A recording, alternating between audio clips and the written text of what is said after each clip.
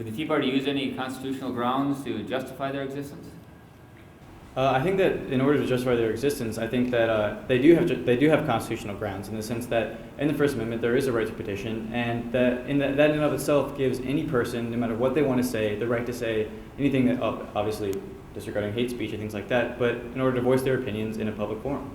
However, they're often justifying some of their more radical movements through use of the Declaration's statement that when governments cease to protect rights, then people have the right to revolt. However, I would say that they are revolting for transient causes which were not approved in the Declaration as a reason for revolt.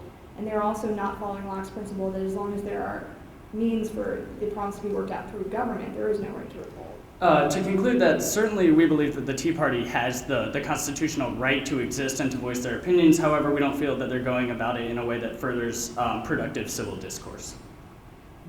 Thank you. Can you tell me why you think it's less likely that folks are joining groups and organizations, voluntary organizations, and then why folks are less inclined to vote where it used to be?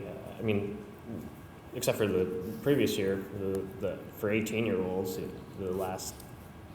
basically has gone down, trended down. Why do you think that is, and do we really have a vibrant democracy if that's the case? Well, in the later half of the 20th century, and also in the beginning part of the 21st century, we have seen countless examples of things that have happened in our government that have caused people to have greater mistrust. For example, starting out with things like Watergate, all the way up to more recently with scandals we've seen. The recent senator soliciting sex in a bathroom. Things like that have just caused Americans to look at our government and say, "What's going on?" There's also an increase in technology that has radically changed the way Americans live their lives. They are now able to spend 3 or 4 hours in front of the TV instead of having to go out and meet with their communities for entertainment. Additionally, research has shown that as suburbia has grown and as commute time has increased, the time available for civic participation has decreased. In addition, Americans move more times in their lives, change jobs more, and I think it's a result of people generally feeling less attached to their community. You talked about the trend for the demand for ever-increasing services on the part of people toward the government. Would you talk a little bit about what you think would be the appropriate response of government in trying to promote equality of opportunity and equality of condition, if you think that should be promoted? I think in my opinion, the most important issue that the government needs to look at in furthering equality has to be education.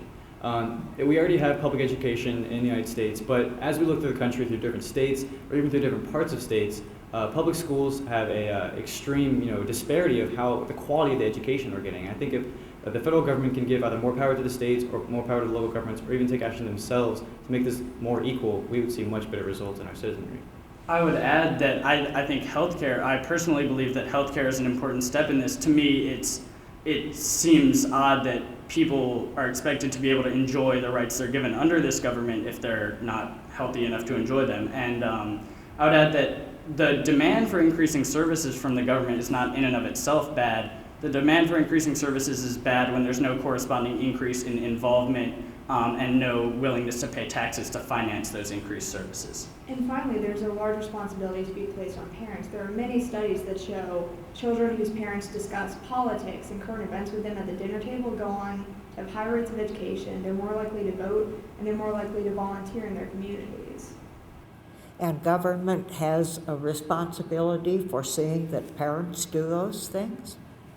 I don't think government has a responsibility. I think the citizens have a responsibility, as they have a responsibility to become educated, to stay up with current events so that they can make an informed decision and participate in a beneficial manner. I also think in terms of parents, in my opinion, that goes back to education. In the sense that if the parents had a better education, they would value that sense of in this that opportunity in this country. Would want to see their children have that same opportunity. So you're advocating kind of a trickle-down system for seeing that comes to pass? I wouldn't necessarily use the term trickle down, but I would say the fact that we need to start somewhere. In my opinion, we need to start with education because that'll give us a better base to work from. You seem to be very supportive of small groups, of communities, of voluntary kind of things. Tocqueville certainly would be also. He talked about us being a nation of joiners. But on the other hand, we often condemn the people who sit in those tables up there, the 80,000 lobbyists around Washington that represent interest groups. What's your feeling on interest groups? Are they good, bad, or indifferent? First, we'd like to go back to a distinction we made in our speech. There's a difference between the local environmental club that goes and picks up the park every Sunday, and then a Sierra Club lobbyist who receives a check but never discourses with any of the people who send that check. Right, and I think that starting in the earliest example I can think of is when in the 1900s, one of the first interest groups we saw that were advocating prohibition. We saw interest groups that are relatively new in this country go in and cause an amendment to happen. I think that power that for that to happen is extremely, it's extremely powerful. And I think that there's a sense of danger, in my opinion, of interest groups having that much power. All right, and I think that certainly expressing opinions as an association to lawmaking bodies isn't bad, but the problem becomes when we really fulfill Madison's view of factions, and we have a government that is pulled in various directions by very narrow interests, none of whom are looking out for what we would see as the greater good overall.